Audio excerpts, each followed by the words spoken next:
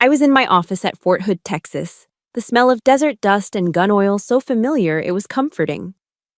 Discipline. Order. It was the world I'd built for myself after 30 years of believing I was an orphan. Everything fell apart at 14:30 hours. A call from a law firm in Washington, D.C. Major Selena Hewitt, I'm Attorney Hayes, representing General Robert Morgan. I was about to hang up, assuming a wrong number. Your father. His voice was calm. The air evacuated my lungs. My father died 30 years ago. The silence on the other end was heavy. He's dying, Major, and he wants to see you. Just before I could respond, another voice, younger, angrier, cut in on the line. My father is delirious. Don't come. You have no part here. Is that clear? The click of the hang-up echoed like a gunshot. I didn't just have a father. I had an enemy. The dial tone hummed in the sudden, deafening silence of my office. I didn't slam the phone down. I didn't sweep the perfectly aligned reports off my desk. I placed the receiver back in its cradle with a slow, deliberate precision that belied the Category 5 hurricane tearing through my insides. My knuckles were white where I gripped the edge of the steel government issue desk. I focused on my breathing. Inhale for 4, hold for 4, exhale for 4. The tactical breathing that had kept me steady under enemy fire now felt utterly inadequate. You have no part here. The words weren't just an insult, they were a verdict. A judgment passed down from a life I never knew, by a man whose voice was slick with the entitlement of the Washington elite. For 30 years, my identity had been forged in the stark reality of state-run homes and the unforgiving crucible of the U.S. Army. I was Major Hewitt, a soldier who had earned her rank, her respect, her very existence, through nothing but grit and performance. I had no part in anything because I had built every part of myself, from scratch. That voice on the phone hadn't just threatened me, it had tried to erase me. A cold, familiar anger began to uncoil in my gut.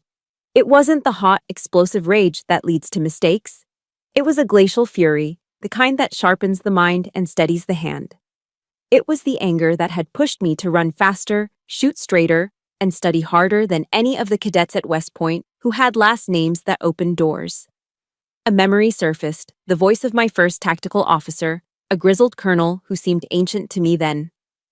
Hewitt, he'd barked during a field exercise.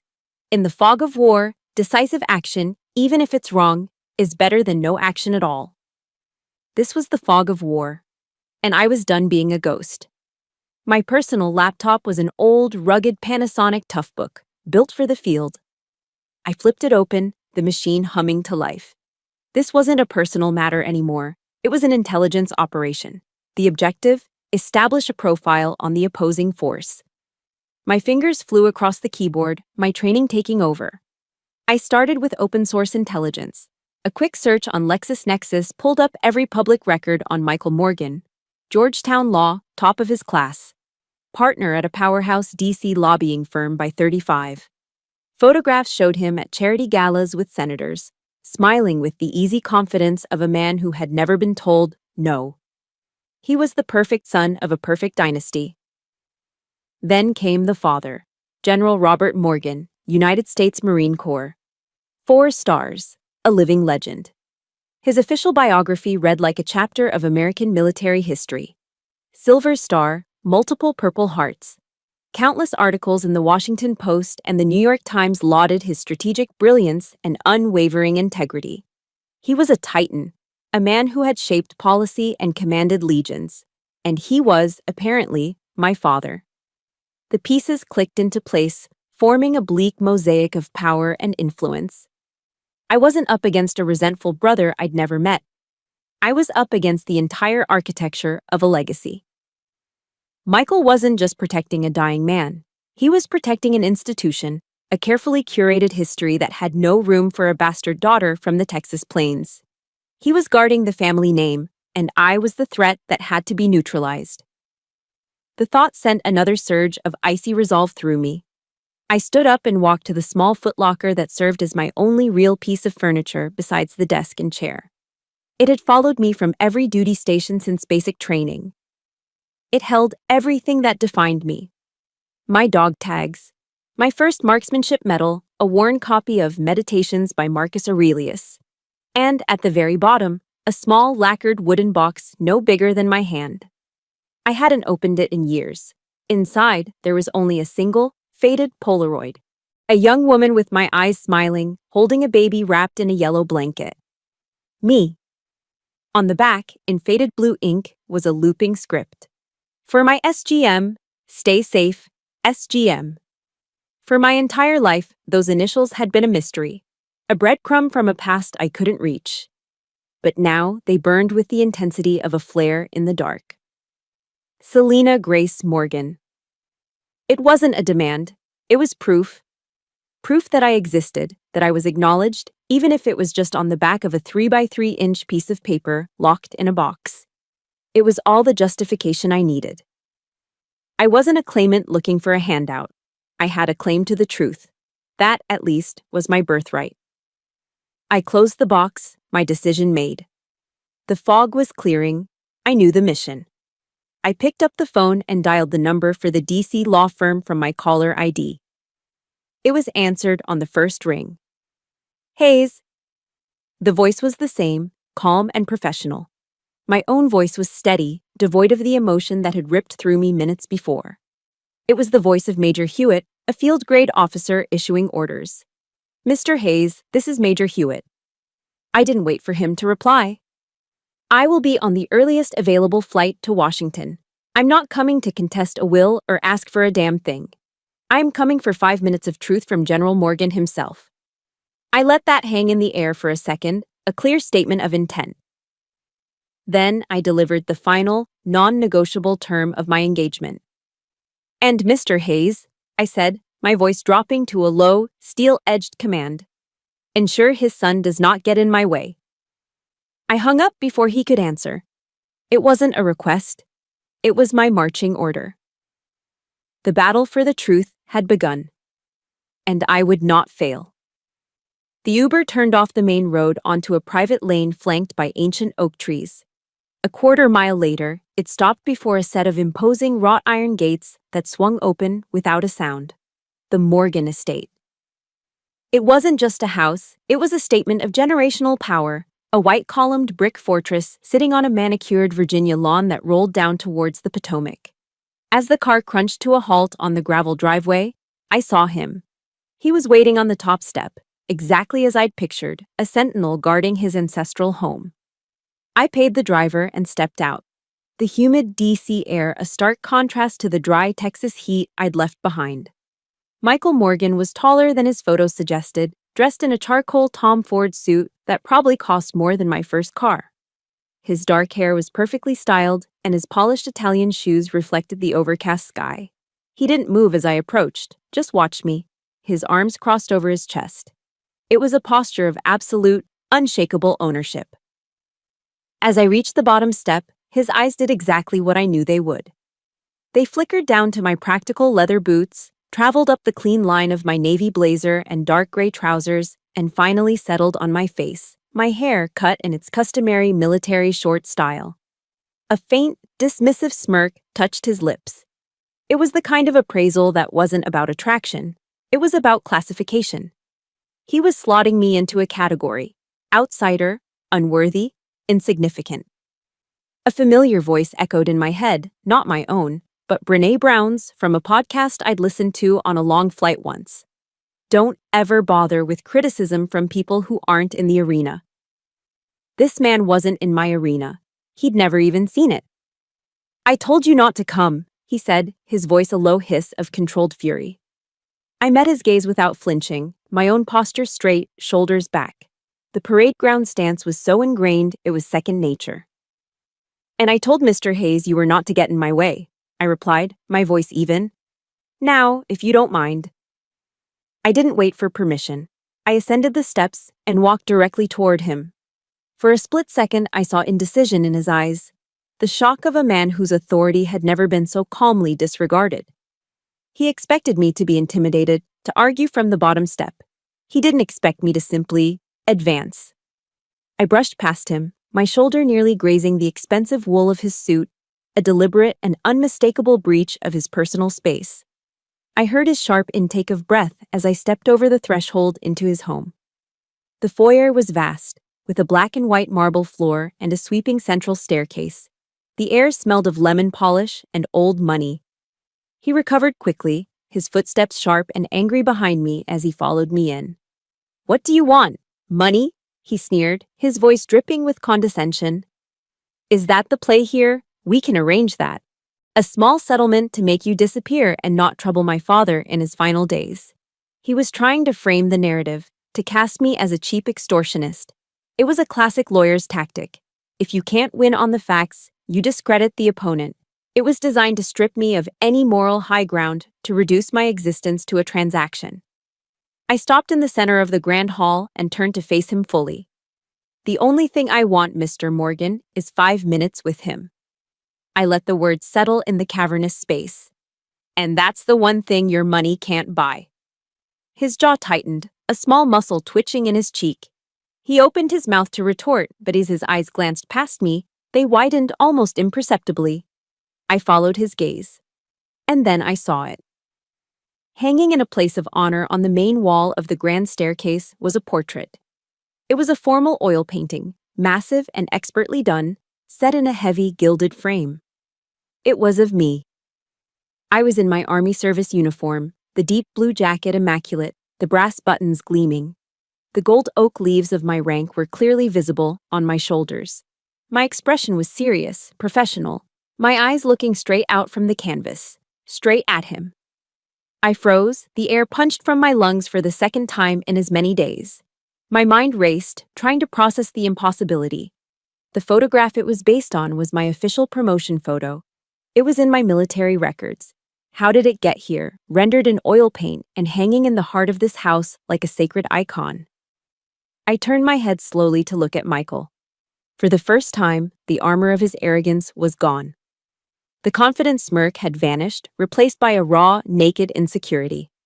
He looked at the painting, then at me, and for a fleeting moment, he looked like a lost little boy.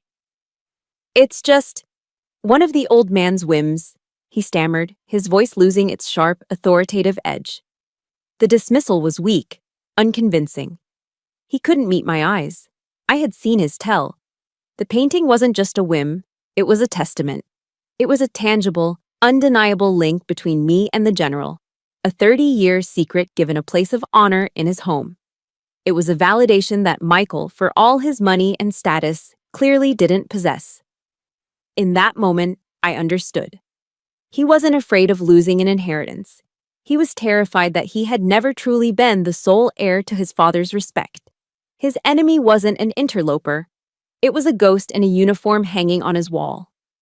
The tense silence was broken by the sound of footsteps approaching. Attorney Hayes appeared from a hallway, his expression neutral. He was a man in his 60s, with tired eyes that had seen too many family disputes. He nodded at me, a brief acknowledgement, before turning his gaze to a visibly flustered Michael. "The general is waiting," Mr. Hayes said simply.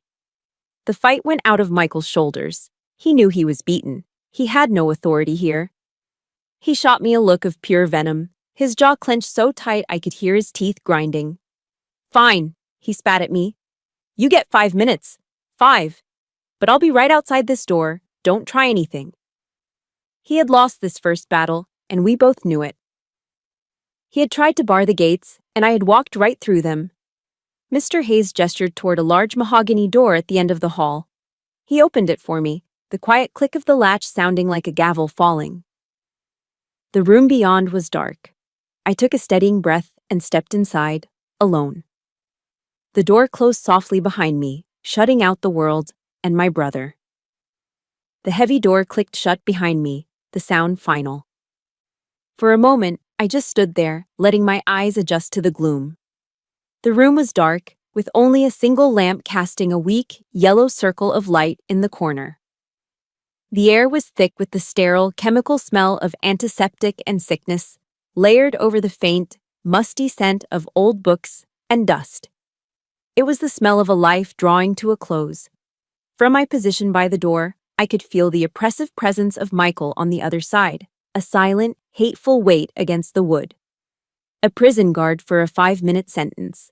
The only sound in the room was the soft, rhythmic beep of a heart monitor and the quiet hiss of an oxygen concentrator. A 30-year silence between a father and a daughter had been replaced by the sterile hum of medical machinery. My training kicked in, an automatic defense mechanism. I did a quick, sweeping reconnaissance of the space. It was a master bedroom, but it had been converted into a hospital ward. A top-of-the-line Hillrom Care Assist ES bed dominated the center of the room. An IV stand stood beside it, a clear bag of saline dripping methodically into a tube. The room was a battlefield, and the man in the bed was losing the war against time. He was smaller than I ever could have imagined. The photographs, the newsreels, the portrait hanging on his staircase, they all depicted a titan, a man with a commander's presence. The figure propped up against the pillows was a shrunken effigy of that legend. His skin was pale and thin. A strategic map of purple veins stretched over a landscape of bone. A fallen giant. But his eyes, even from across the room, they were not the eyes of a defeated man. They were weary, yes, but they were still sharp.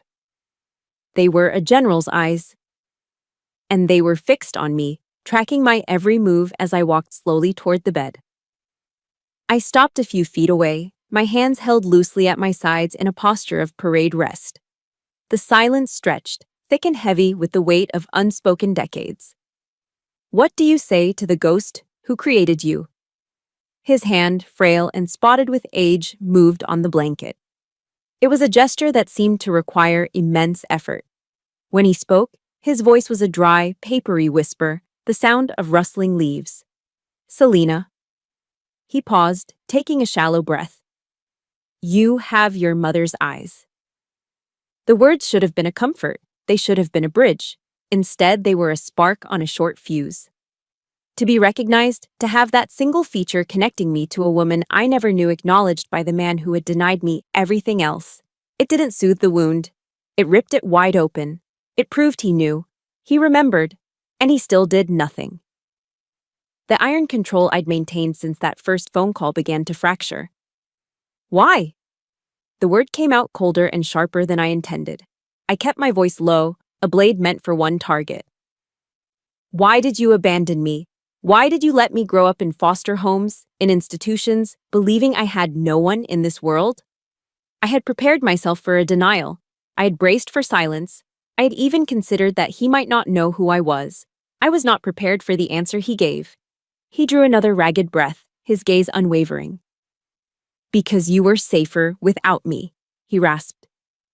The words were quiet, but they hit me with the force of a physical blow. Safer if you were a ghost. A ghost. The word hung in the air, nonsensical and cruel. All the anger I had suppressed, all the pain I had disciplined into silence, churned inside me. It was an explanation that explained nothing. It was an insult disguised as a reason. Safer? I took a step closer, my hands clenching into fists at my sides. Safer from what? From a family? From a name? From knowing who you are. You owe me more than a riddle. You owe me a clear and direct answer, General. I used his rank as a weapon, a reminder of the world of order and accountability he supposedly represented. But the effort of his last sentence had taken its toll. A wave of exhaustion washed over his features, the light in his sharp eyes flickering out. His eyelids fluttered, then closed. He was gone, retreated back into the fog of his illness. The door flew open instantly, as if Michael had been listening with his ear pressed against the wood. He strode in, his face a mask of smug triumph. Time's up, he announced, his voice ringing with satisfaction. He saw his father's closed eyes and my stunned, furious expression and drew his own conclusions. You got what you wanted. Now get out. His hand was on my back, not guiding, but shoving me toward the door. I was so blindsided by the general's cryptic words that I didn't even resist. He pushed me out into the brightly lit hallway as if I were a trespasser, an intruder who had sullied his sacred space. The door clicked shut again, a final, definitive period on a 30-year sentence. I stood there, reeling, the questions in my mind now screaming louder than ever. Just as I turned to leave the suffocating atmosphere of that house forever, Attorney Hayes stepped in front of me, blocking my path. He had a pained, almost apologetic look on his face. "Major Hewitt," he said quietly. Without another word, he held out a thick manila envelope. It was heavy, sealed not with glue, but with a dark red wax seal bearing a crest I didn't recognize. "The general instructed me to give this to you," Hayes said, his voice low and urgent. He leaned in slightly, his eyes flicking down the long hallway toward Michael, who was now watching us with narrowed, suspicious eyes. "For you," Hayes emphasized, "and you alone." His specific instructions were that you were to receive it only after you had spoken with him. I took the envelope from his hand. It felt less like a document and more like a weapon. Its weight was substantial, filled with the answers my father had refused to give. And from the way Michael was glaring at it from 50 feet away, his jaw clenched in a knot of fury, he knew it too. This envelope was the next battlefield. I clutched it to my side. A line from a Bible a kind foster family had given me years ago surfaced in my memory. A mantra for a lonely child looking for answers. "And you will know the truth, and the truth will set you free." Looking at the sealed envelope in my hand, I wasn't so sure about the free part. But I knew one thing for certain. The truth was in here, and I was about to unearth it. I made it back to the soulless quiet of my hotel room, a generic Marriott near Reagan National Airport, on autopilot. The heavy manila envelope sat on the cheap laminate desk next to a styrofoam cup of now cold coffee. I didn't touch it. For what felt like hours, I just stared at it. My field jacket still on, my boots still laced. It lay there like an unexploded bomb, the red wax seal a silent, crimson warning. Everything I ever wanted to know was likely inside that envelope, and the thought terrified me more than any firefight I had ever been in. Finally, I couldn't stand the silence anymore.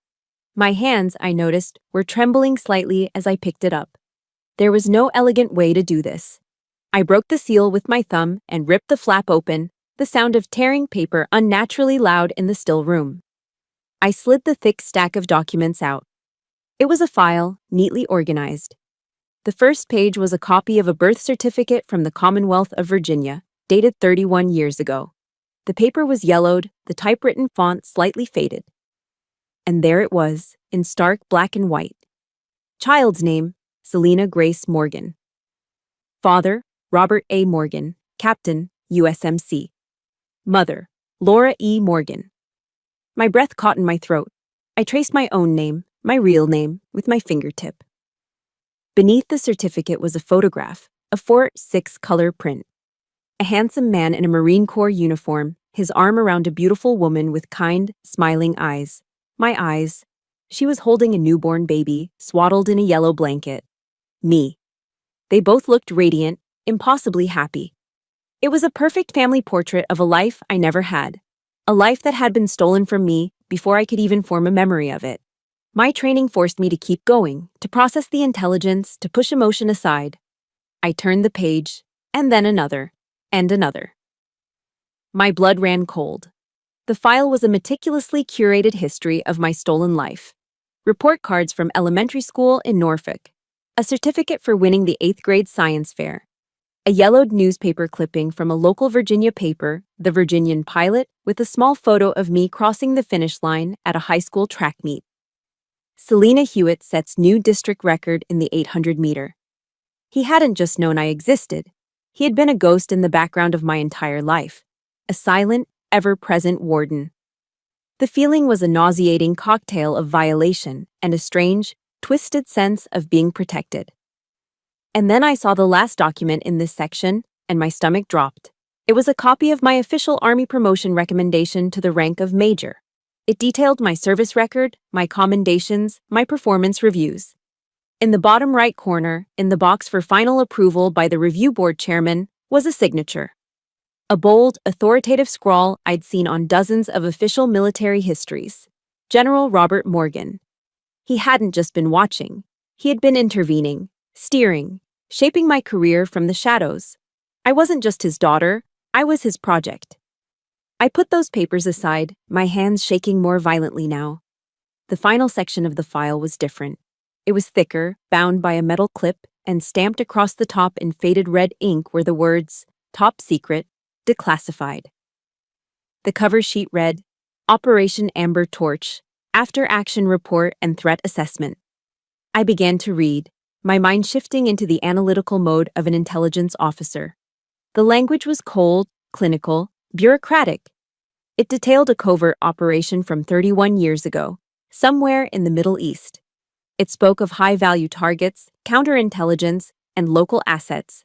It mentioned my father, then a colonel, as the commanding officer. The mission was a success, but it had repercussions. The report detailed a credible and extreme threat from a radical splinter group, not against the U.S. government, but a personal vendetta against the officers who had led the operation. It was a kill list. My eyes scanned the lines, my heart hammering against my ribs. I saw her name before I was ready for it. Laura E. Morgan, wife of Call. Robert Morgan, civilian casualty. The official report of a single-vehicle automobile accident is a cover. Forensic evidence confirms targeted assassination. A wave of nausea washed over me. My mother. She hadn't died in an accident. She had been murdered. And then I read the next line, the one that changed everything. Primary secondary target identified, Selena G. Morgan, infant daughter. Threat assessment, imminent and unavoidable. I had to stand up.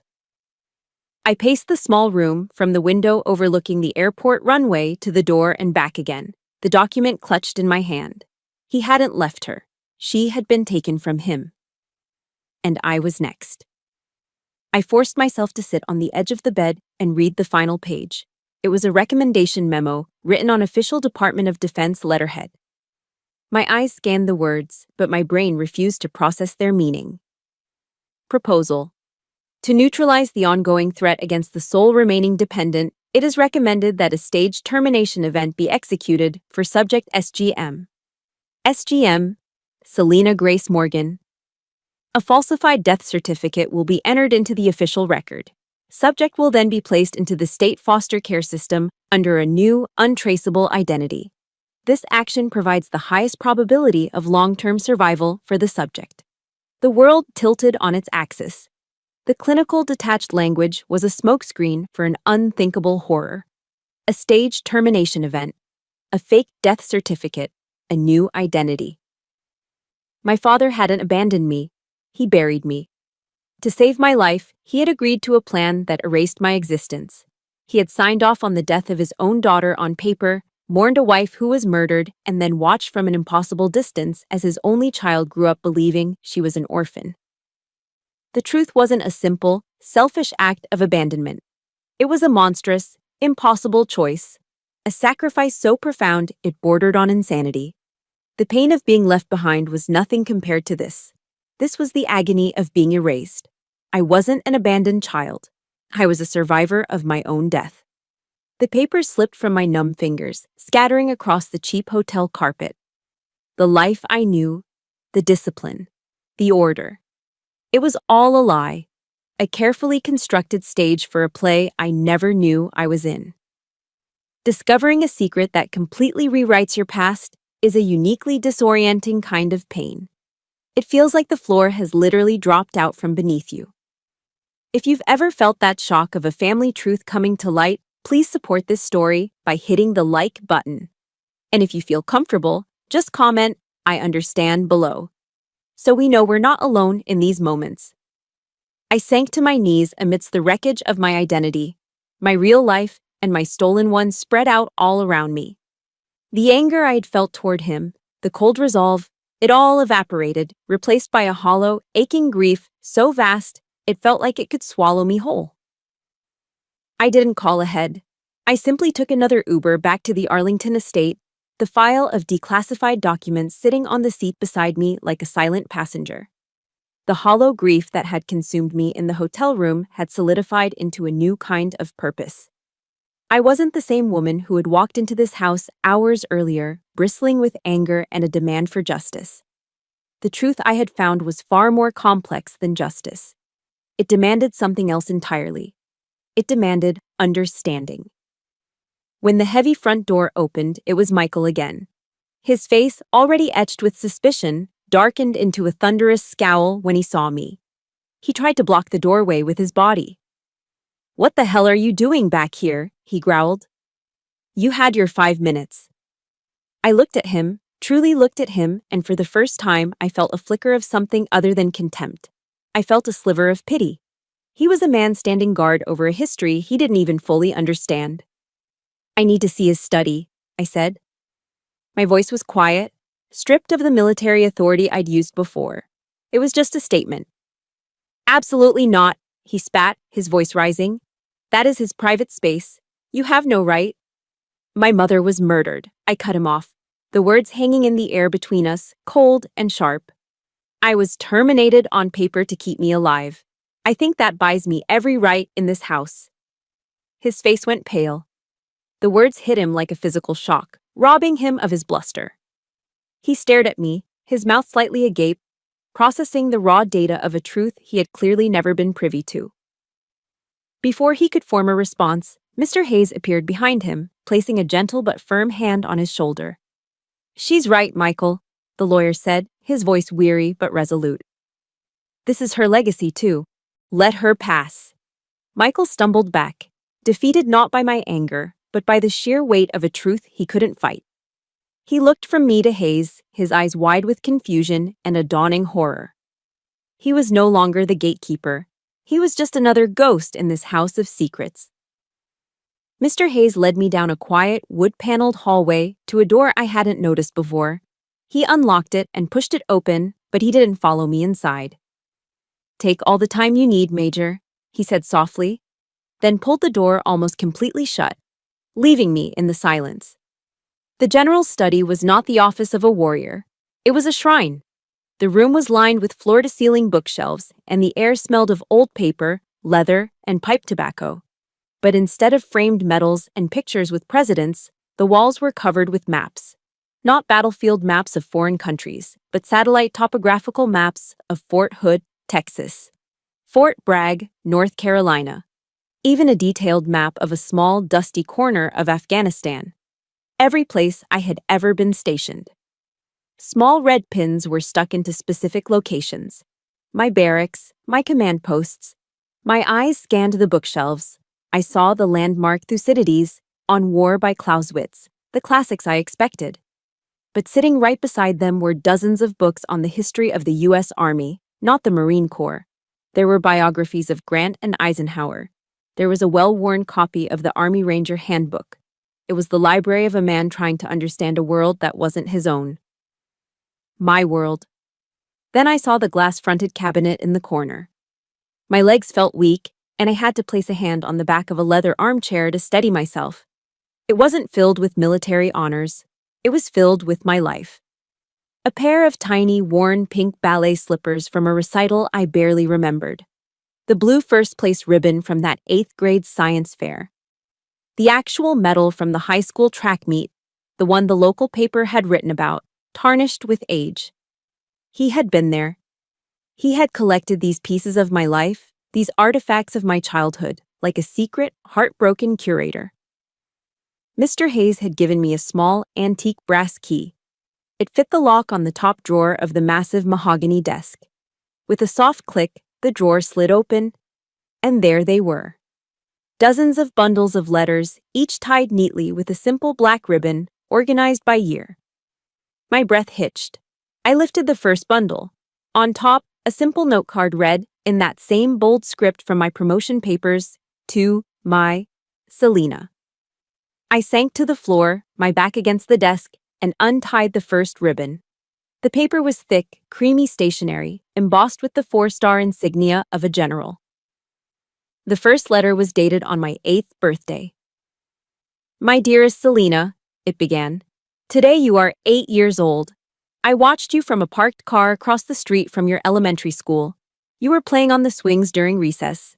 Your hair has gotten so long, you looked lonely. That is my fault. That is a burden I will carry every day of my life. Happy birthday, my little soldier. I love you. Dad." A single tear escaped and splashed onto the page. I quickly wiped it away and reached for the next bundle, my hands trembling. This one was from 10 years later. You joined the army. I read your enlistment papers today. A part of me, the Marine in me, wanted you to wear the eagle, globe, and anchor. But the father in me knew the army was the right place for you. You have your mother's heart, a warrior's spirit with a core of kindness.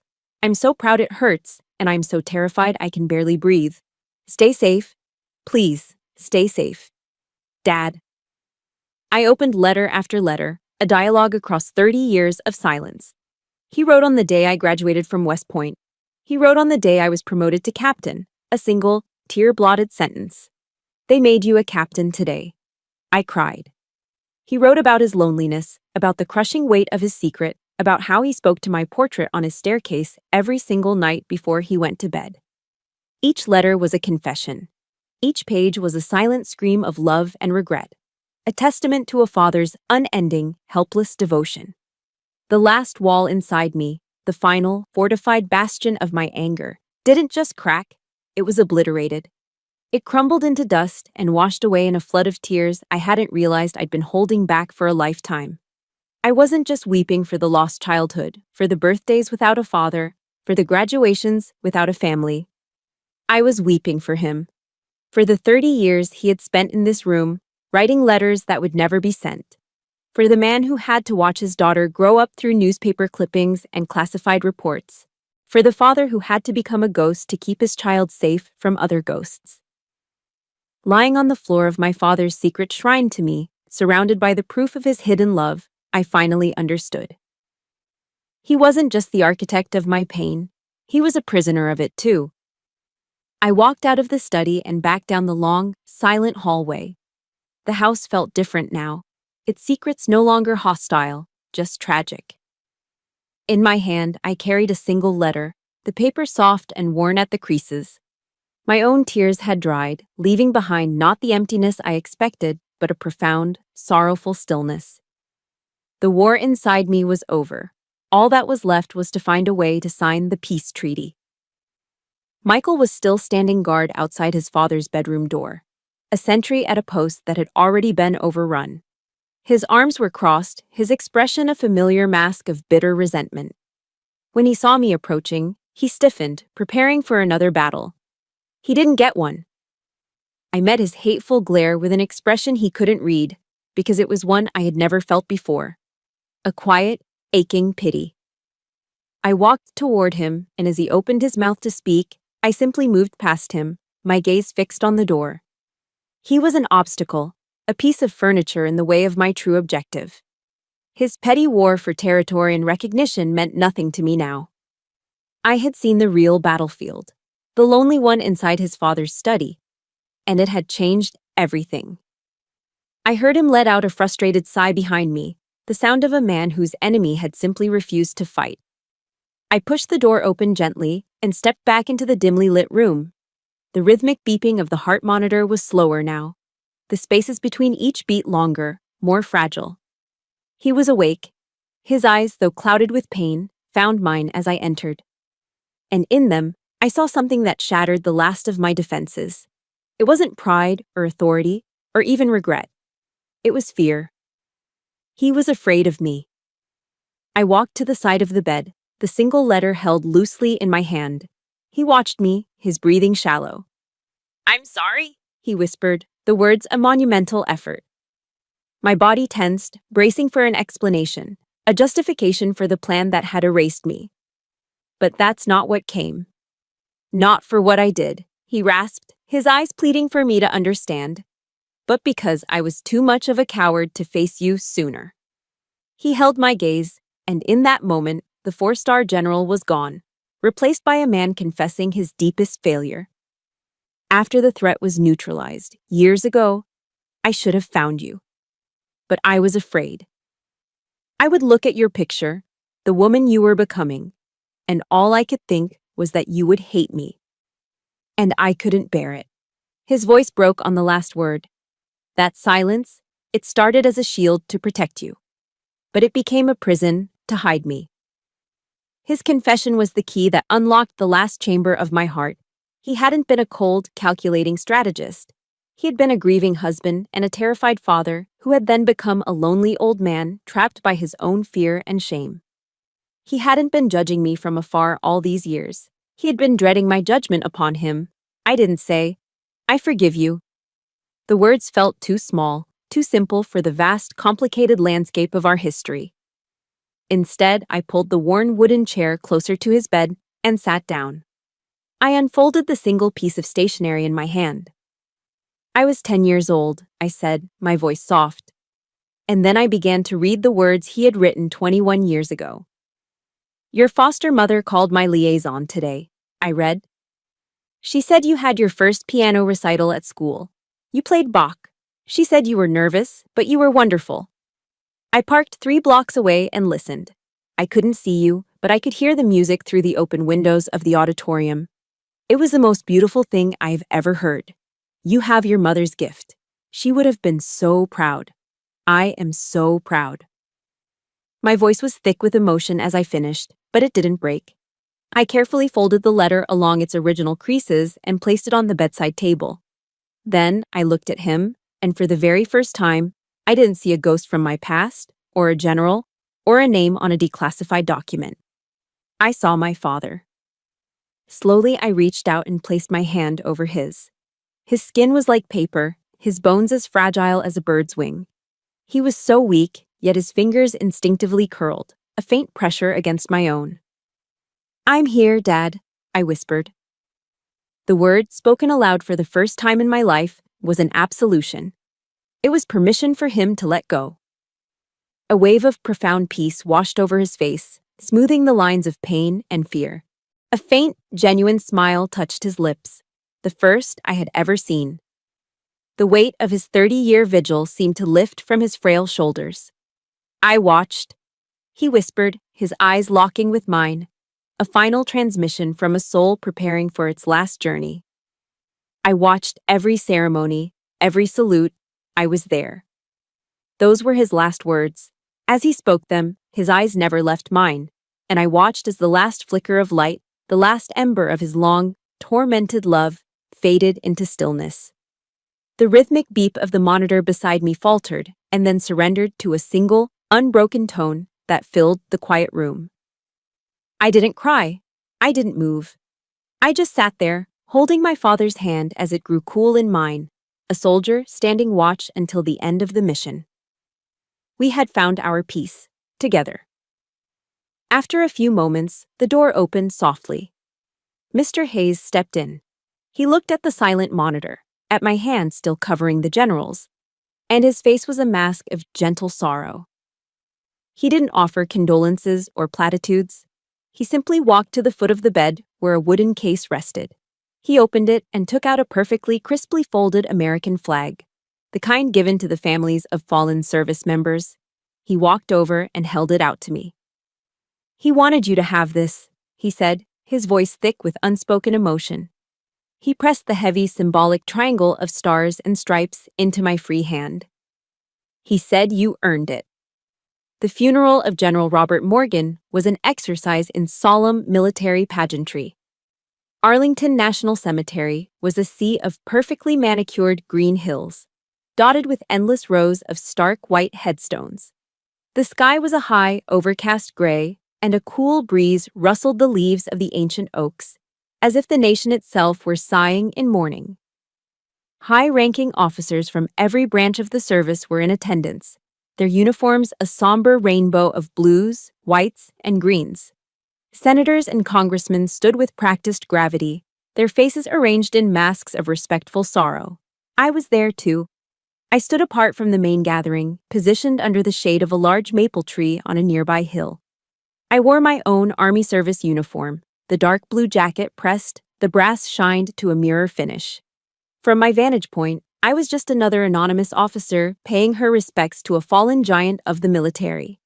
I was a secret hidden in plain sight. Down below, in the front row of seats reserved for family, sat Michael. He was the very picture of the grieving son, flanked by distant cousins and elderly aunts I had never seen before. They were a tableau of a family united in sorrow, a perfect curated image for the photographers discreetly snapping pictures for the society pages. I watched them, but I felt nothing. Not anger, not jealousy, just a profound, hollow emptiness.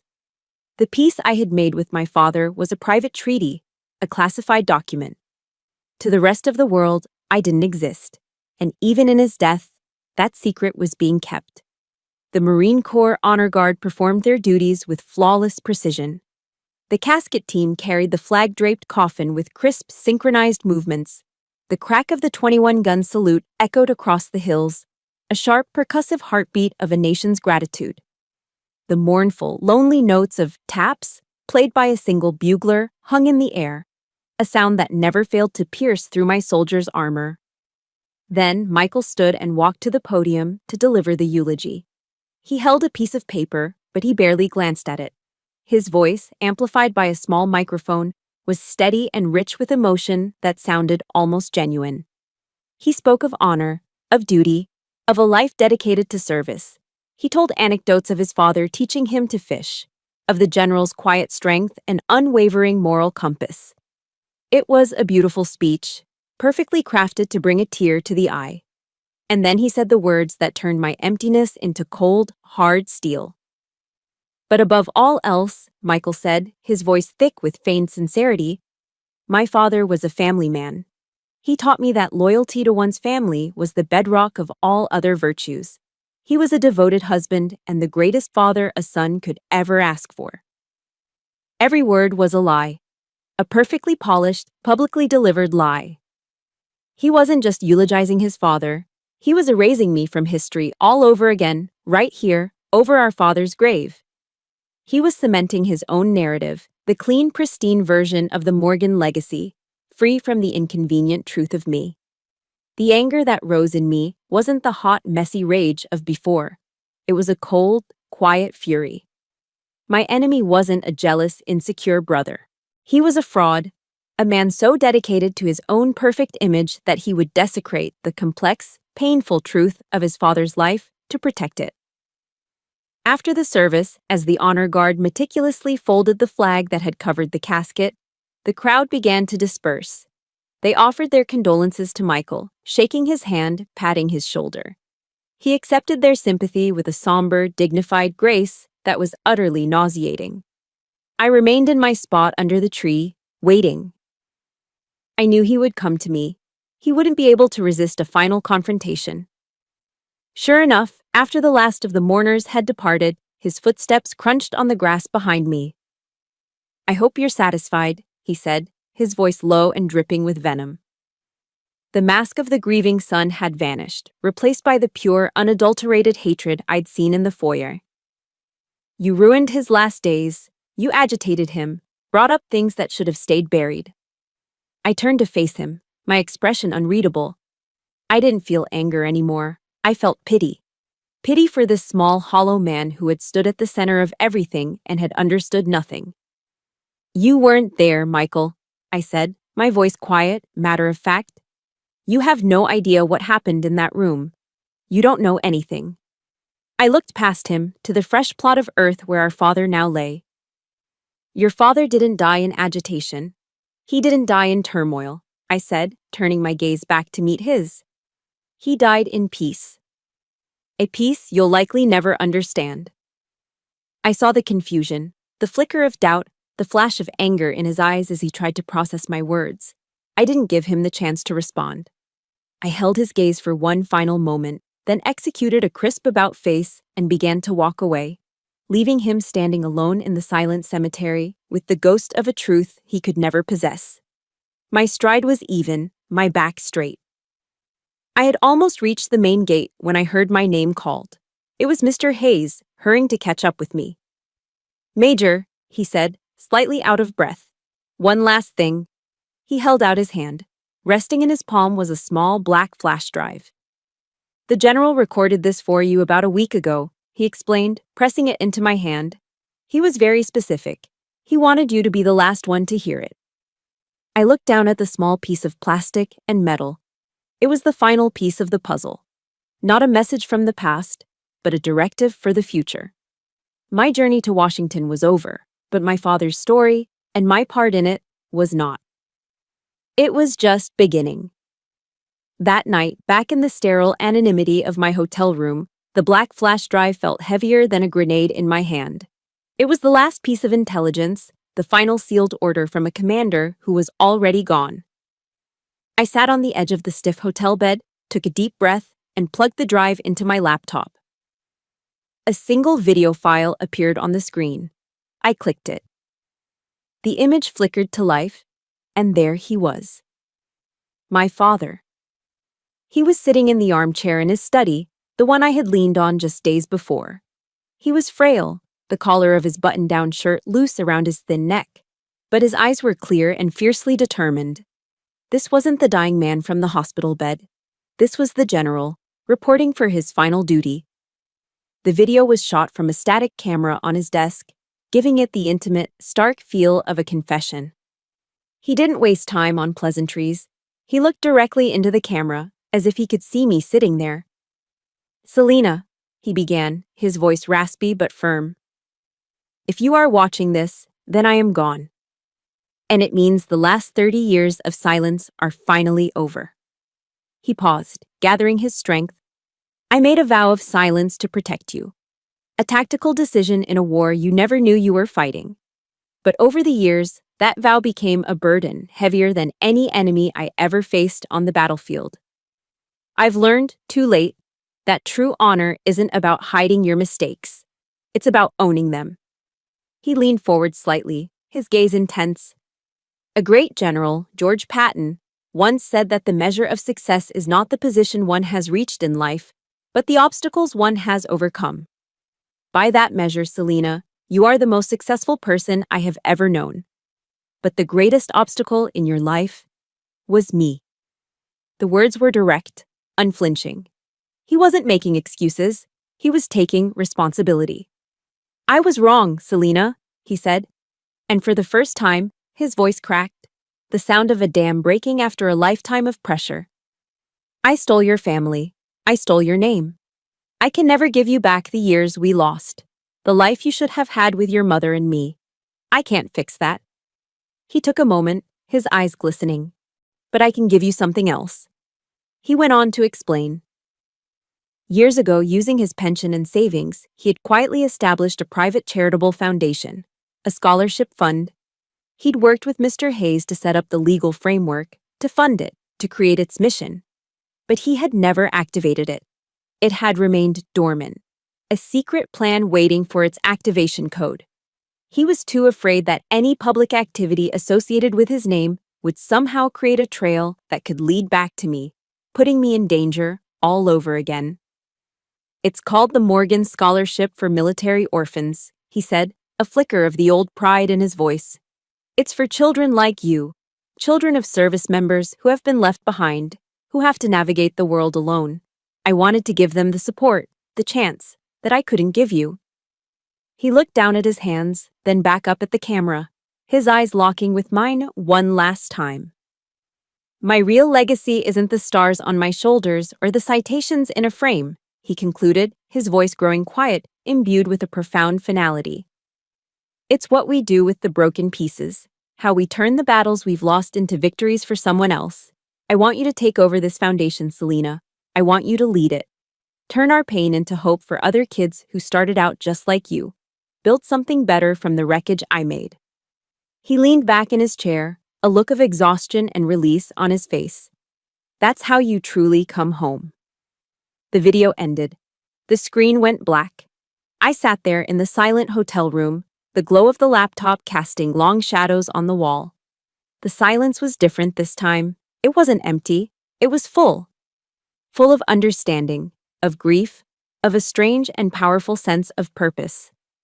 Tears streamed down my face, but they weren't tears of sorrow or anger. They were tears of release. This wasn't forgiveness being asked for or granted. This was a mission being passed on, a legacy being entrusted. He had given me the one thing I never knew I needed. Not an apology for the past, but a purpose for the future. I didn't sleep that night. I sat and watched the planes take off and land at the airport, their lights blinking in the dark. By the time the first gray light of dawn broke over the Washington Monument in the distance, my mind was clear. the fog of war was gone for good. I picked up my phone, but I didn't call the airline to book a flight back to Texas. I scrolled through my recent calls and found the number for Mr. Hayes. He answered on the second ring, his voice alert despite the early hour. "Hayes." "Mr. Hayes, it's Selena." My voice was different. It wasn't the cold, hard voice of Major Hewitt. It wasn't the choked, emotional voice of a grieving daughter. It was something new. It was a voice of command, yes, but it was tempered with a quiet authority that came from a place of deep certainty. "I need all the documentation for the scholarship fund sent to my email immediately," I said.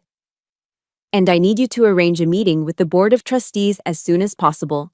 I'll be taking over as president." There was a pause on the other end of the line, and I could almost hear the old lawyer's smile. "Of course, Major. And under what name shall I make the arrangements?" I didn't hesitate. "Morgan," I said. "Selena G. Morgan." It was the first time I'd ever spoken the name aloud. It felt like coming home. The vow of silence had finally been broken, and my new life had just begun. The first set of documents Mr. Hayes emailed me weren't financial statements or legal charters. They were architectural blueprints and contribution records for a property in Norfolk, Virginia. My heart skipped a beat when I saw the address. I knew it instantly. It was the address of the St. Jude's Home for Children, the institution where I'd spent the most formative years of my childhood.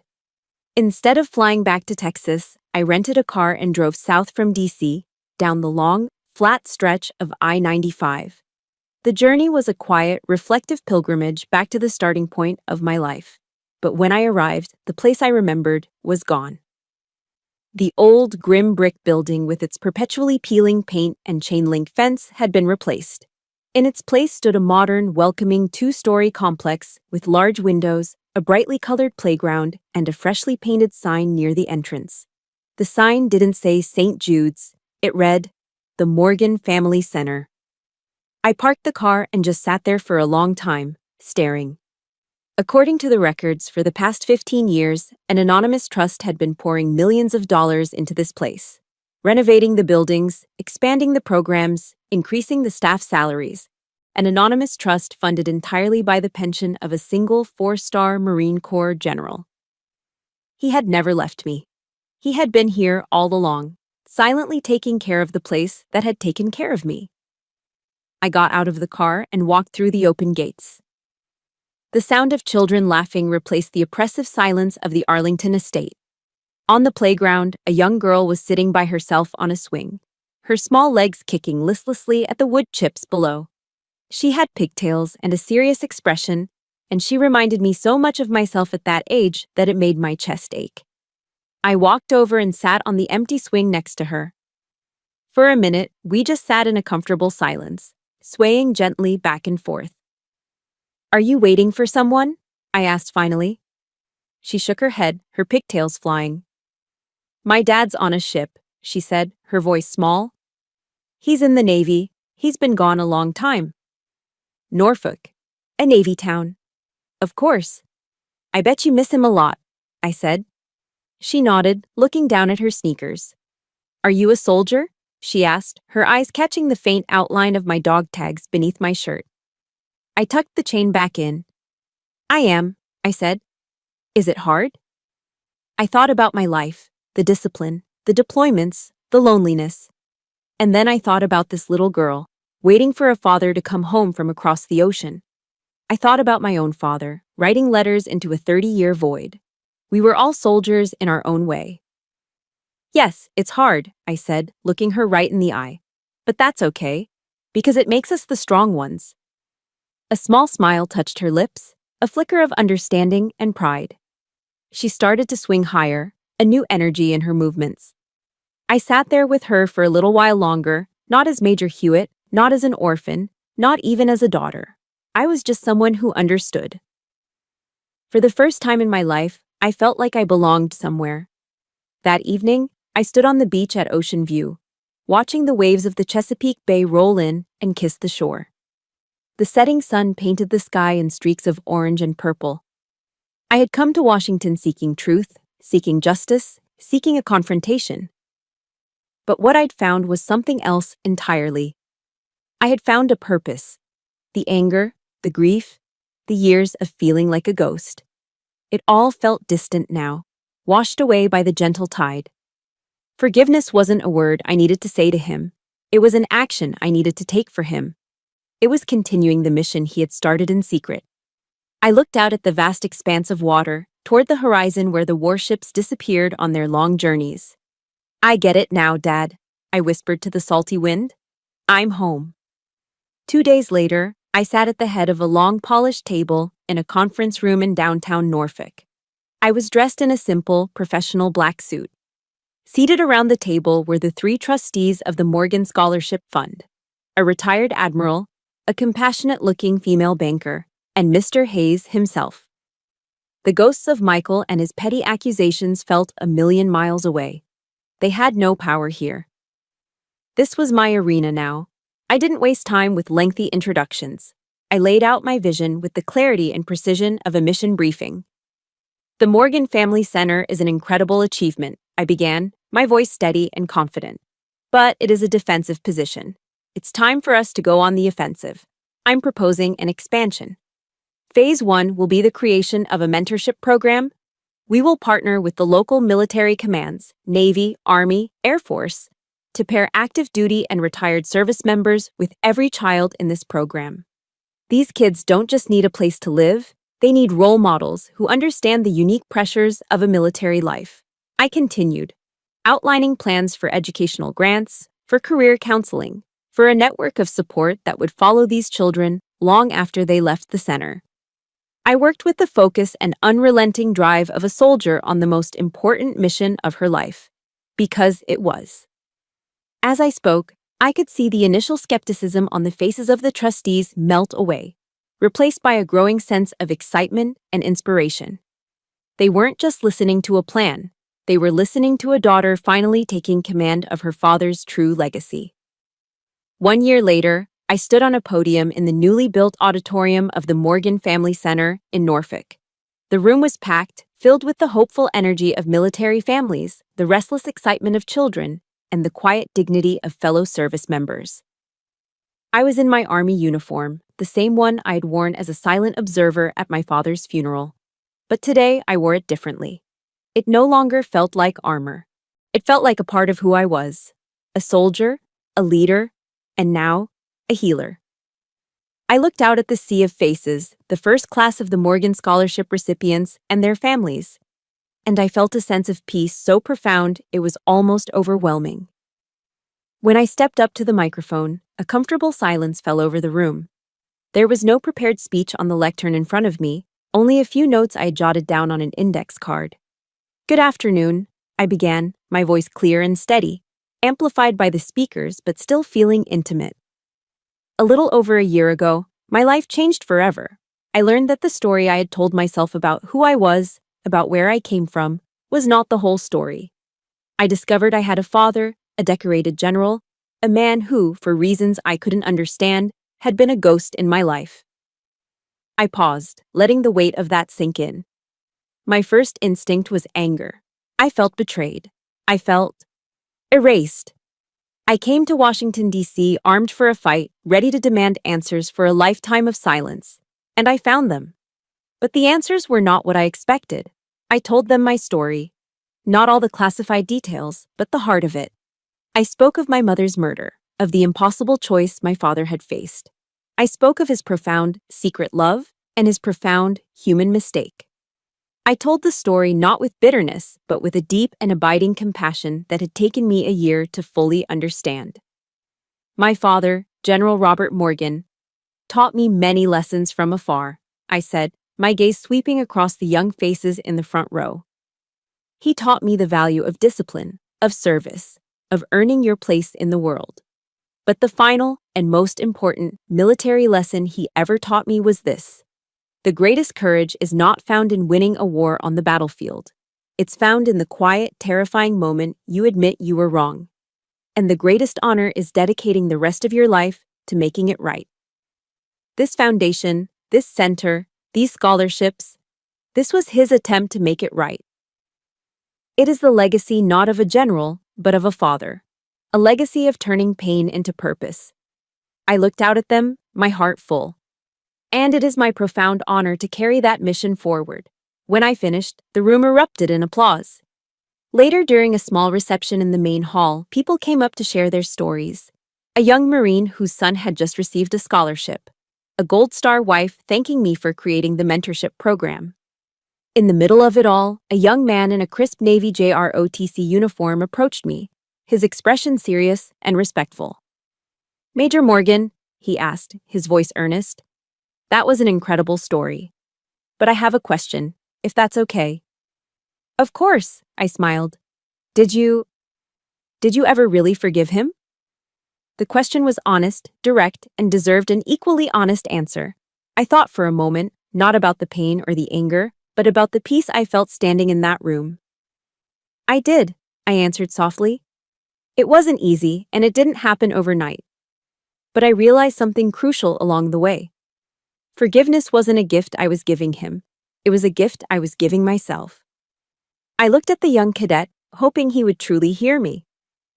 "It was the key that unlocked me from the prison of the past. It's what allowed me to be free." He nodded slowly, a look of profound understanding on his young face. "Thank you, ma'am," he said, and saluted. The next day, my journey came full circle. I drove back up to Arlington, the sky a brilliant, cloudless blue. I walked the familiar green hills, the silence here no longer feeling empty, but peaceful. I found his headstone, a simple white marker identical to all the others, bearing his name, his rank, and the dates of his life. Michael wasn't there. I hadn't seen or heard from him in a year. His war was his own to fight. I was no longer the outsider standing under a distant tree. I stood directly before the grave, a daughter visiting her father. I knelt down and placed a single, perfect white rose at the base of the cool stone. I thought of the man in the study, the man on the video, the father in the letters. I thought of the little girl on the swing and the young cadet with the honest question. I stood up, my duty done, my heart at peace. I whispered to the quiet air, the words meant only for him and for me. "We did it, General." A gentle breeze rustled the leaves of the old oak tree nearby. "Semper Fi," I said, a final salute to the Marine I'd never known but had come to understand. "We're both home now." I turned and walked away, my step steady and sure on the sacred ground. I walked toward the gate, toward the future. A future no longer defined by a vow of silence, but one illuminated by a legacy of hope. My story on paper is now complete. But the journey of healing is one that I know we all share in our own ways. We all have our own silent histories to uncover, our own truths to face, and our own legacies to build from the broken pieces of the past. Thank you for walking this difficult path with me, from that first shocking phone call to this final, quiet peace. If this story resonated with you, and if you believe in the power of turning pain into purpose, please consider liking this story and subscribing to the channel. Your support helps more stories of strength and forgiveness find the people who need to hear them most. Until next time, stay strong.